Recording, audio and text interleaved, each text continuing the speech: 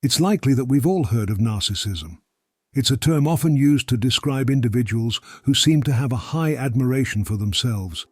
But what happens when that admiration turns into something deeper, more complex, and darker? Following the studies of Sigmund Freud, the concept of narcissism is much more than just elevated self-esteem. Freud understood that narcissism could be a manifestation of very complicated internal psychological processes. The human mind, according to him, is full of unconscious desires and internal conflicts that are reflected in our actions and behaviors. And when it comes to narcissists, these psychological processes may be more evident than we imagine, even in the most unexpected places, like their home. When we think of a narcissistic person, we often imagine someone obsessed with their image, seeking constant validation and needing to be the center of attention. However, the true narcissist, according to Freud, not only seeks external attention, but also needs to retreat to a space that provides them with a sense of absolute control. This space, in most cases, is their home. In the home of a narcissist, choices in decoration, organization, layout, and even the objects they choose to surround themselves with reveal a lot about the psychological mechanisms that govern their lives. Freud, in his studies, spoke of the importance of introjection, a process in which individuals internalize certain aspects of their environment and use them to maintain their self-esteem. This can be reflected in how a narcissist organizes and cares for their home. Every corner of the house can become a reflection of their idealized self, a constant attempt to reaffirm themselves through objects that symbolize power, success, or beauty. For example, a narcissist might surround themselves with luxury items or exclusive collections, not necessarily because they value them for their quality or history, but because these elements become an extension of their identity. The home becomes a space for self-affirmation, where the narcissist can create an atmosphere that reinforces their grandiose view of themselves. Expensive furniture, renowned artworks, exclusive designer objects, all of this becomes an extension of their ego, a way to feed the image they want to project to others and, even more importantly, to themselves. What Freud pointed out in his studies on narcissism is that these behaviors are not necessarily conscious. A narcissist doesn't always know why they fill their home with objects that validate their identity, but for them, the home must be in complete harmony with their sense of grandeur and power. Freud would speak of this process as a manifestation of the id, one of the three instances of the human personality, which seeks immediate gratification without restrictions. In this case, the narcissist seeks gratification not only in external admiration, but also in the creation of an environment that constantly reinforces their self-esteem. The narcissist often hides their true nature behind a facade of perfection, and their home reflects this very facade. Inside the walls of their house, there may be complex patterns of control. Extreme cleanliness, meticulous order, or the precise arrangement of objects may be more than simple aesthetic preferences. They are instead a way to maintain a sense of control over their environment, something essential for someone whose ego is constantly threatened by internal insecurity. Freud talked about repression, a defense mechanism that allows the individual to keep painful emotions or thoughts they cannot accept at bay. The narcissist uses this mechanism in their home by creating an environment that reinforces their beliefs, avoiding anything that might make them feel vulnerable or less than perfect. Additionally, the way a narcissist handles their personal space within the home is also revealing. For instance, the narcissist might create a private space in their home that is carefully isolated from the rest. This space could be an office, a private room, or even a specific corner. Here, the narcissist feels completely in control, a space where they can retreat from the outside world and immerse themselves in their own reality, one they've carefully built to reinforce their self-image. This private zone becomes their psychological refuge, a place where they can nourish their ego away from the demands of the outside world. One of the most surprising revelations about narcissism in the home is the tendency to have superficial relationships with those who visit. The narcissist may invite friends, family, or colleagues into their home, but the true nature of these interactions is never fully revealed. Instead of sharing intimate or genuine moments, interactions in the narcissist's home are often reduced to a series of performances. Visitors are only shown what the narcissist wants them to see, a perfectly organized home with an air of sophistication and success. But behind this carefully constructed facade, the narcissist hides their deepest insecurities. This act of hiding is key to the narcissist's behavior. Freud talked about projection, the defense mechanism in which individuals attribute to others the thoughts and feelings they cannot accept as their own. The narcissist may, for example, project their own insecurity onto others, seeing other people as inferior or inadequate to avoid confronting their own shortcomings.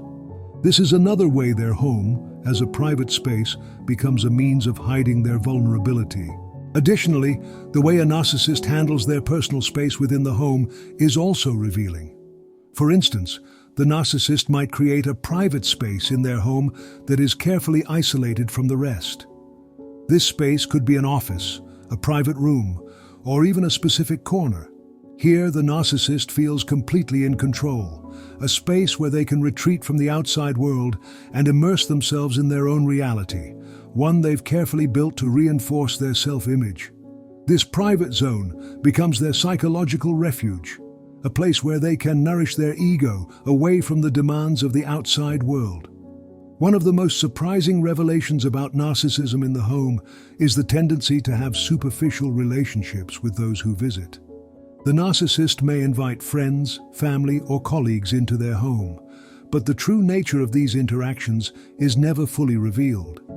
Instead of sharing intimate or genuine moments, interactions in the narcissist's home are often reduced to a series of performances. Visitors are only shown what the narcissist wants them to see: a perfectly organized home with an air of sophistication and success. But behind this carefully constructed facade, the narcissist hides their deepest insecurities. This act of hiding is key to the narcissist's behavior. Freud talked about projection, the defense mechanism in which individuals attribute to others the thoughts and feelings they cannot accept as their own. The narcissist may, for example, project their own insecurity onto others, seeing other people as inferior or inadequate to avoid confronting their own shortcomings.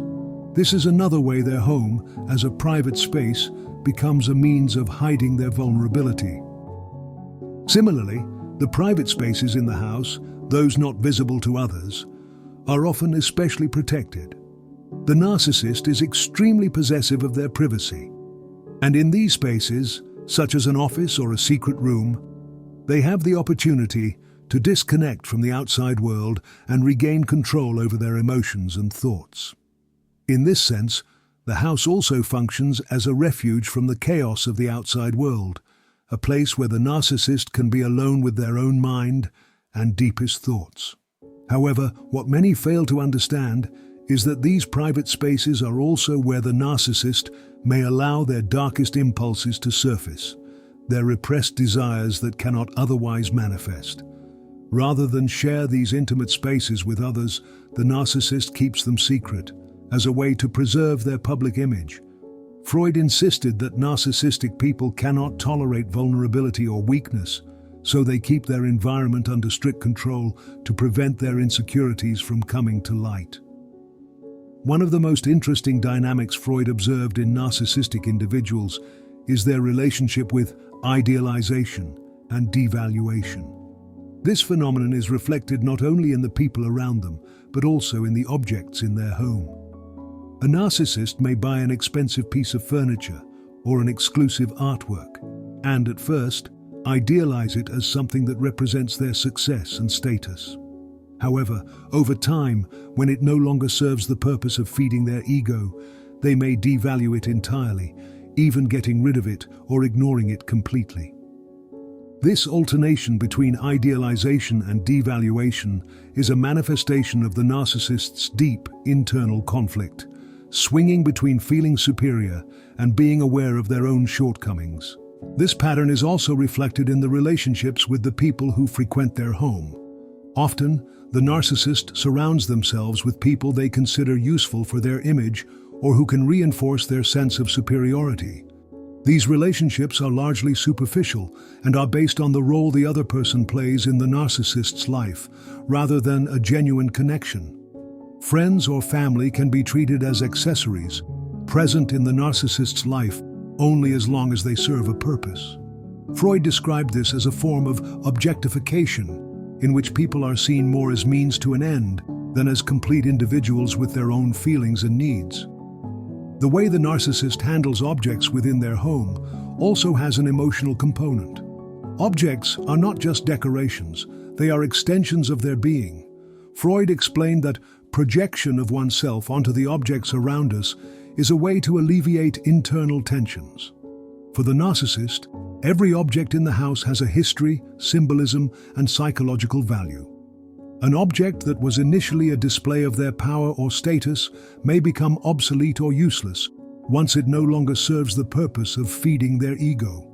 In this sense, the narcissist's home is a representation of their psyche, a space where objects become reflections of their inner self and emotional processes. In the home of a narcissist, the organization of spaces also plays a crucial role. Narcissists tend to have an obsessive control over their environment. They may show an aversion to disorganization or chaos, as this can make them feel insecure or out of control. Each room, every object, every piece of furniture is placed with a precise intention to maintain an order that somehow reflects their desire to control not just their physical environment, but also their inner world. According to Freud, this impulse for control is a manifestation of an unconscious desire to avoid anxiety, that feeling of being overwhelmed when repressed desires or internal impulses begin to surface. The narcissist may also feel the need to create a perfect image of themselves within their home, whether through organization, decoration, or the selection of objects. The home becomes a sort of stage where the narcissist acts out their idealized life, a life where there is no place for defects, imperfection, or vulnerability. Freud interpreted this need for perfection as a form of defense against the anxiety generated by the possibility of being seen as imperfect or weak. At the same time, the narcissist may experience an emotional disconnection from the objects in their home. Although these objects hold symbolic value for them, they do not perceive them as possessions in the traditional sense. Rather, they are vehicles for reaffirming their public image.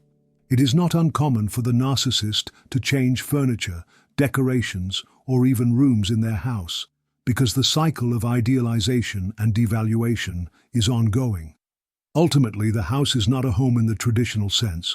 It is a space where an image is preserved, where a perfect reality is built that must be maintained at all costs.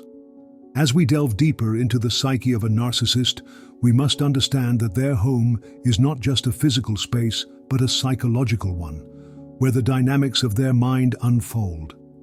The obsession with control is reflected not only in how they organize objects, but also in how they manipulate relationships within their home. The house is their sanctuary, but also their prison.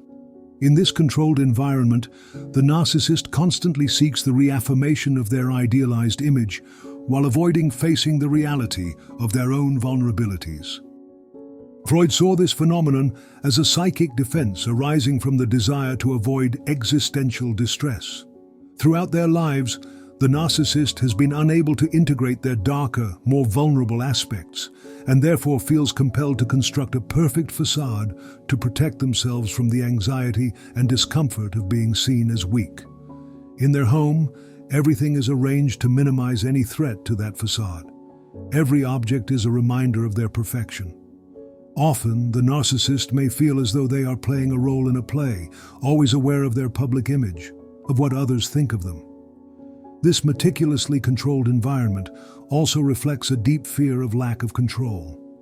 In Freud's works, the ego constantly struggles to mediate between the instinctive desires of the ID and the demands of society represented by the superego.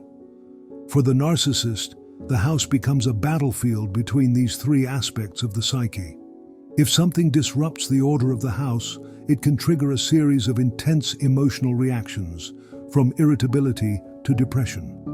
Freud would describe this as a manifestation of an internal struggle to maintain a sense of control and dominance over their environment and therefore over themselves. One often overlooked aspect is how narcissists manipulate space to fit their vision of the world.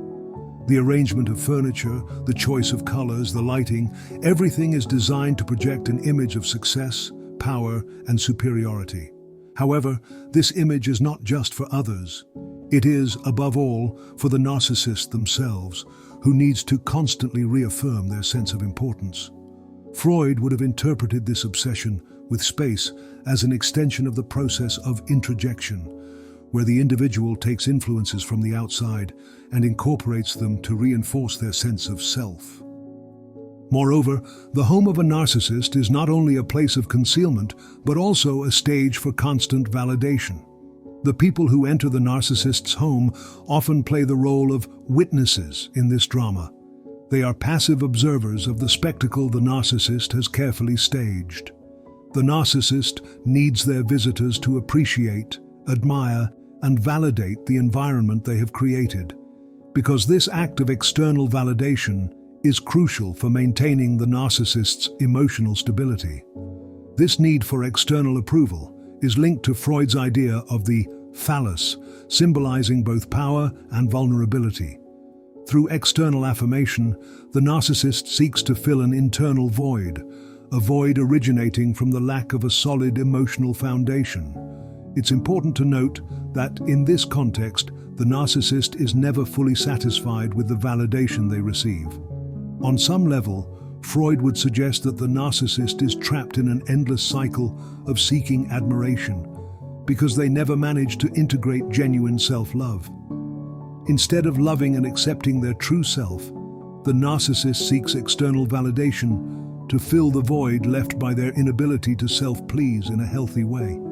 In their home, this need for validation becomes a constant game of impressing others, often without the narcissist realizing how empty they feel inside. The relationship with time is also crucial to understanding how a narcissist organizes their life in their home. Freud noted that time, as a concept, is deeply linked to an individual's psychic dynamics. In the narcissist's home, time may be managed in a rigid and controlled manner. The narcissist may have a very strict daily routine, from the moment they wake up until they go to bed. Every aspect of their day is aligned with maintaining their image. There is no room for improvisation, as this would represent a loss of control. Freud would have seen this behavior as a way to protect themselves from the fear of chaos and uncertainty, an unconscious drive to avoid anything that threatens their sense of self. The narcissist may also be highly selective about the people they allow into their home, as their relationships are deeply based on what Freud would describe as idealization. The narcissist only surrounds themselves with people who validate their sense of grandeur, those who serve a specific function in their life, whether as admirers or as instruments to reinforce their public image. Friends and family can become pieces of a puzzle that must fit perfectly into the narcissist's image. If someone fails to fulfill this function, they are quickly discarded or devalued. Freud would understand this as a projection of the narcissist's insecurities, who sees others not as complete beings, but as an extension of their own ego. The narcissist's desire for a perfect home also reflects the constant internal struggle between self-idealization and the fear of imperfection. Every small detail in their home is part of an effort to maintain the illusion that their life is perfect, organized, and successful. The objects and spaces they choose reflect their attempt to control not just their environment, but also their own internal narrative. Freud would have identified this process as a form of compensation for the emotional shortcomings that the narcissist experiences.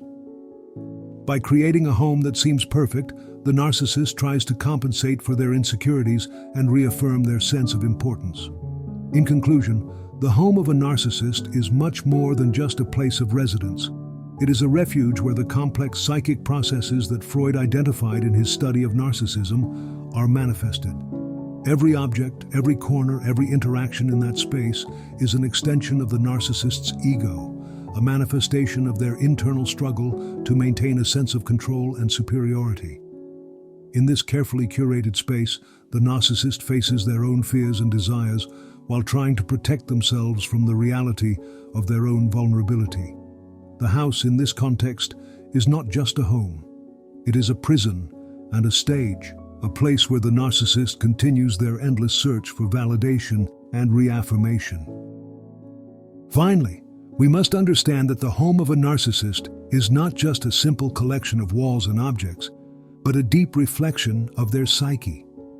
Every corner, every object, every detail in their space is meticulously designed to keep their image intact and their ego fed.